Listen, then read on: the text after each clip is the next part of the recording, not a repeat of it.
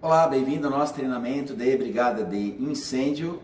Meu nome é Claudinei, tenente do Corpo de Bombeiros de São Paulo, oficial da reserva, enfermeiro com pós-graduação na área de emergências e cuidados intensivos. Nesse módulo de aula que trata de primeiros socorros, teremos os seguintes objetivos: prevenir acidentes infantis, tais como aqueles que apresentam ferimentos e hemorragias. Executar procedimentos de primeiros socorros para controle de hemorragias externas. Epistaxe, que é um sangramento nasal, em geral decorrente de emergências clínicas. 85% a 90% ocorre na mucosa do septo nasal anterior, ou seja, na parte anterior do nariz.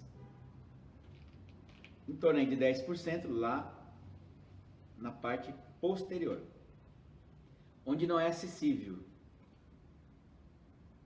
pelos procedimentos de primeiros socorros. Então, a maioria dos procedimentos de primeiros socorros vão resolver esses problemas relacionados à mucosa do septo nasal anterior. E alguns vão precisar de assistência médica imediata. Esses sangramentos ocorrem em consequência da rinite, sinusite, muitas vezes, se a pressão está muito alta e por si só já provoca fragilidade em vasos sanguíneos superficiais, poderá haver ruptura desses vasos sanguíneos e provocar sangramento nasal.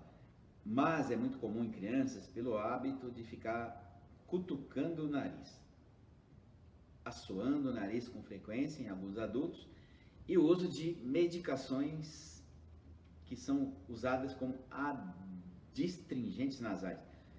Pessoas que têm coriza, outros problemas, acabam usando de forma indiscriminada spray, que tem um poder de vasoconstrição. O seu uso constante pode provocar problemas nos vasos sanguíneos, incluindo lesões locais, e a pessoa apresenta hemorragia com frequência. Então, temos que ser moderado, ou seja, usar esses medicamentos se necessário e conforme a prescrição médica. O tratamento da epistaxe, ou seja, o sangramento nasal, é muito simples, mas as pessoas fazem coisas erradas em geral. Primeiro, repouso, deixe-se sentado numa cadeira. Quanto mais movimento, mais ativa a circulação, maior o sangramento. A cabeça deve estar inclinada levemente para frente e não para trás, como as pessoas fazem. Se colocar a cabeça para trás, acaba engolindo sangramento. Uma criança muitas vezes acaba até aspirando secreção, ou seja, sangue.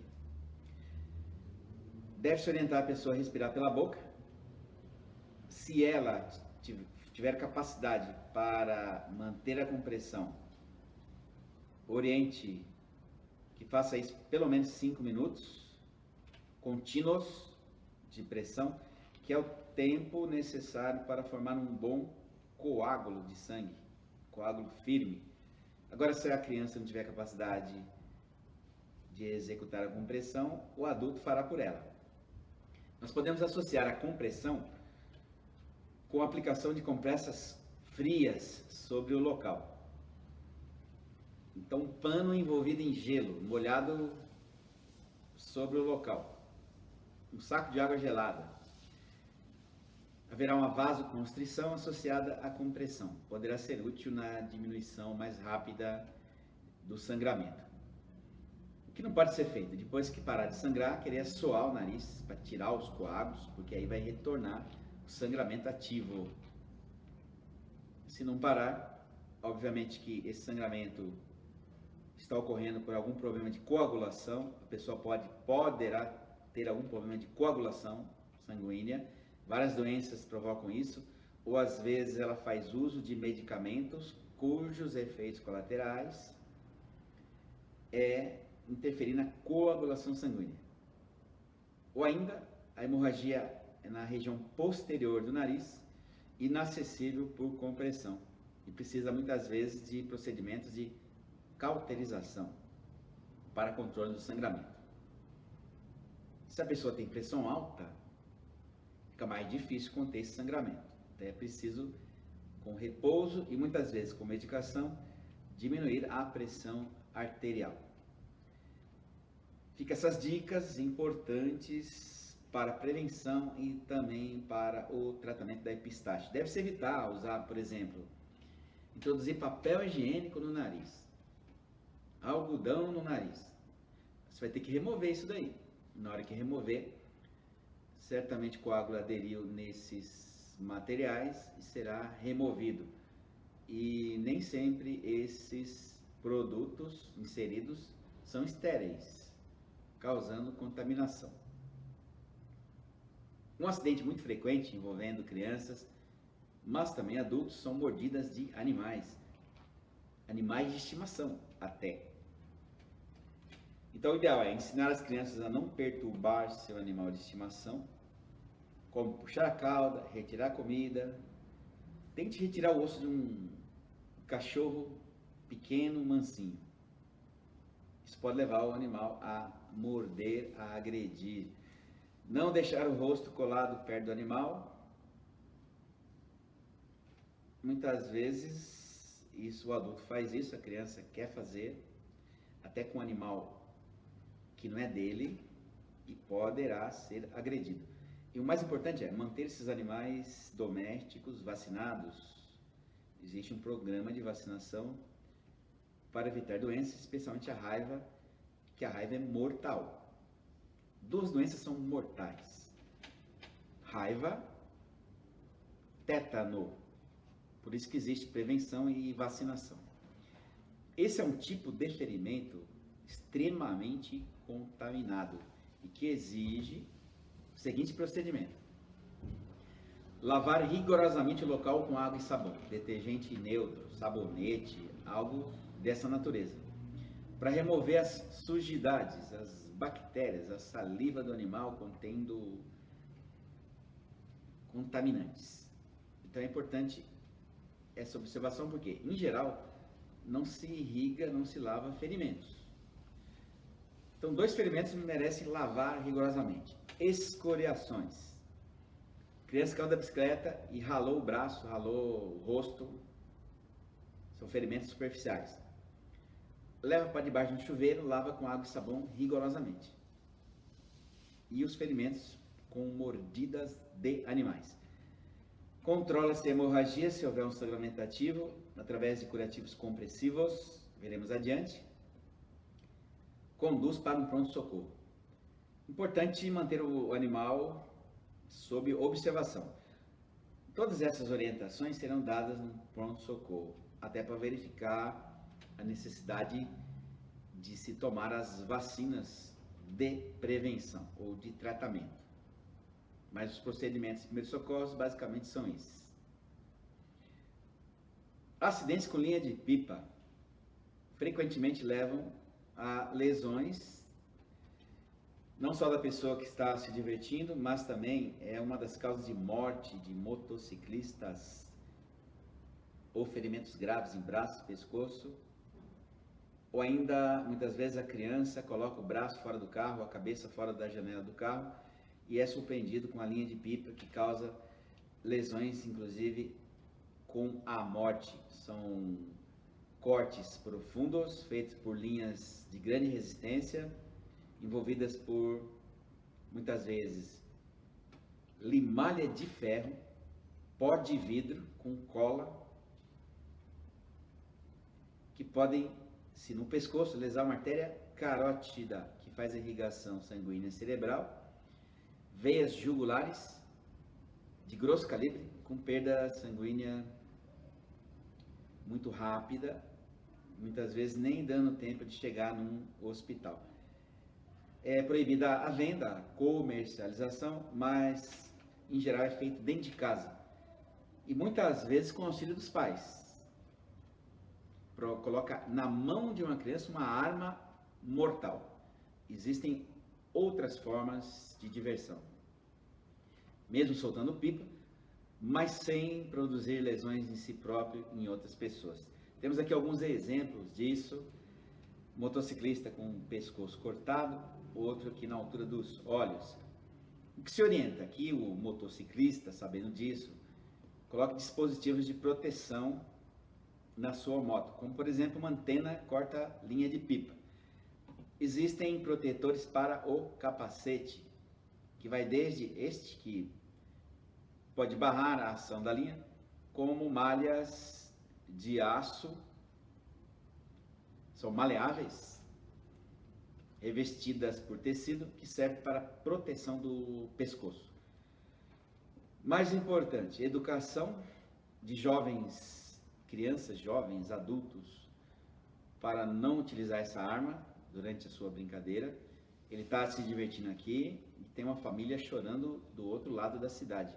A linha de pipa quebra, enrosca num barranco, numa árvore, produzindo lesões nessas pessoas, em especial motociclistas, mas também ciclistas ou alguém que está com a cabeça, o braço fora de um veículo qualquer.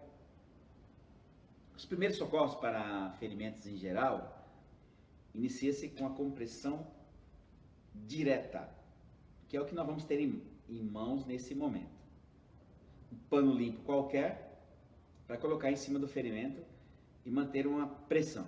Se tivermos gás e ataduras, podemos fazer um curativo compressivo, a gás com pressão, com utilização desses recursos. Nós veremos no treinamento prático as formas de executar. Algumas observações. Muitas vezes as pessoas perdem parte do corpo, um dedo, uma mão, uma perna. São vários acidentes que podem levar a isso. Até acidentes domésticos, cortando com uma faca afiada um pedaço de carne. A compressão direta sempre será o primeiro procedimento, com pano limpo. A parte amputada, compressão direta é para parar o sangramento. Com relação à parte amputada, ela pode ser preservada, permitindo o reimplante. Lógico que o reimplante depende de uma série de fatores. Como é que foi a lesão, se ela não esmagou, não perdeu tecidos, destruiu toda a circulação local, nervos foram muito afetados, precisa chegar no hospital rapidamente. Uma equipe responsável por microcirurgia, neurocirurgiões, executar esse reimplante. Mas para isso o membro tem que estar preservado. Se ficar exposto à temperatura ambiente, haverá uma aceleração da morte celular. Então, o resfriamento corporal diminui a morte celular. Nós podemos pegar essa parte amputada, envolver num plástico. A importância de ter um plástico estéril, ou um plástico limpo, ou mesmo um pano limpo, e colocar dentro de um recipiente com algumas pedras de gelo. Uma forma, duas formas. Feche esse recipiente para manter ele fresco e seco, sem contato diretamente com líquidos. Temperatura na faixa de 6 a 10 graus, similar ao interior de uma geladeira comum. Lógico que não devo perder tempo para buscar um dedo que está perdido em algum local. Podemos estar falando de um ambiente doméstico ou um local de trabalho. Sempre a prioridade será proteger a vida deste paciente e, se possível, levar junto a parte amputada, preservada para o reimplante. É adequado também, depois que fizer um curativo local para conter o sangramento, manter essa área fresca com aplicação de compressas frias sobre o ferimento. Isso é uma recomendação particular dada por um médico, dada a mim quando levei paciente amputado para determinado hospital. Muitas vezes a vítima está com um objeto cravado no corpo, como o caso aqui, um prego, poderia ser um pedaço de madeira. Nunca se deve remover objetos cravados. Controla-se a hemorragia, colocando ao redor gás e ataduras, de forma que o objeto permanece estabilizado. E o tratamento é cirúrgico, deve ser levado para o hospital, onde será feita uma avaliação médica, muitas vezes raio-x, outros exames, para se determinar a posição do objeto, que muitas vezes pode estar próximo a uma grande artéria, um nervo importante, e a tentativa de remoção, sem critério nenhum, poderá levar a danos nessas estruturas. Isso acontece muito em casa com lança de portão. Quem tem lança de portão em casa, um dia vai lembrar dessa aula, certamente. Então, por isso é importante remover as setas que ficam nos portões, nas grades, substituir por bolinhas, que é menos lesiva, causa menos acidente, ou nenhum acidente. Geralmente é o morador que fica espetado na grade na frente de casa.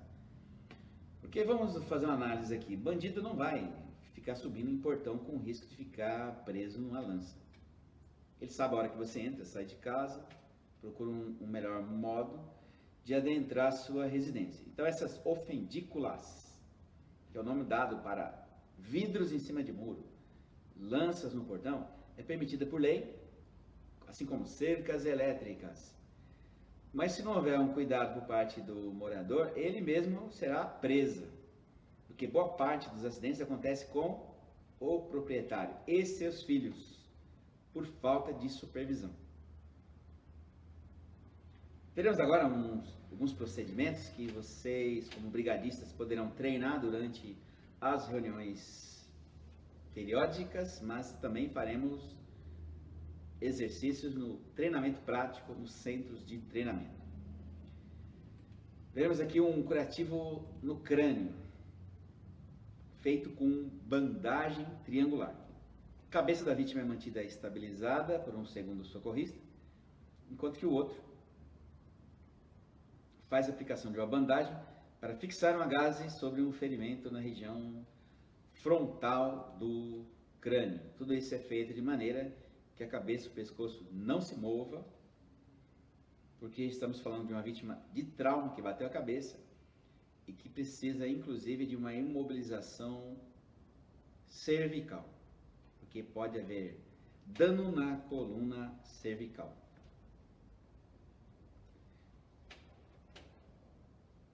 Essas vítimas de trauma grave necessitam ser colocadas numa prancha para imobilização. Isso exige técnica, justamente para evitar danos na coluna vertebral. Essa paciente sofreu fraturas de pernas. Então temos aqui uma série de socorristas, 4 com tática, técnica, fazendo a elevação, colocação na prancha rígida, de forma a minimizar os danos em cima da coluna cervical e do segmento que está quebrado, mas está imobilizado. Ela será fixada numa prancha com técnica adequada, completando a imobilização definitiva, antes de ser levada para um ambiente hospitalar em uma ambulância. Então toda vítima de trauma grave sofreu um corte porque tomou uma pancada na cabeça. Tem uma fratura exposta que está sangrando. Controla-se a hemorragia, executa-se as devidas imobilizações de pescoço, movimenta-se adequadamente para uma prancha rígida. Todos esses procedimentos nós vamos executar no centro de treinamento, no momento da aula prática. Feito todo um ajuste antes de iniciar o transporte, assim como prevenção da hipotermia, que é a perda de calor corporal. Cobrir um paciente tem 2 benefícios práticos. Ela está no ambiente público, muitas vezes, exposta no chão, deitada. Então há um constrangimento, mas também o principal objetivo é, todo trauma gera perda sanguínea. E perda sanguínea, a diminuição da temperatura corporal. Temperatura corporal é importante para o processo de coagulação. Então, às vezes, pequenas hemorragias que seriam contidas por esse processo que o corpo desenvolve, mas que ocorre em temperatura normal, está comprometido pela hipotermia, pela perda de calor. Então ela vai continuar sangrando, gotejando, aumentando a quantidade de sangue perdido. Então quando você cobre uma pessoa, você também previne a perda de sangue nessas hemorragias, em especial nas hemorragias internas. Muito obrigado pela sua atenção até aqui. Assista essa videoaula tantas vezes quanto for necessário. Quanto mais você treina, mais você melhora o seu desempenho. Até breve.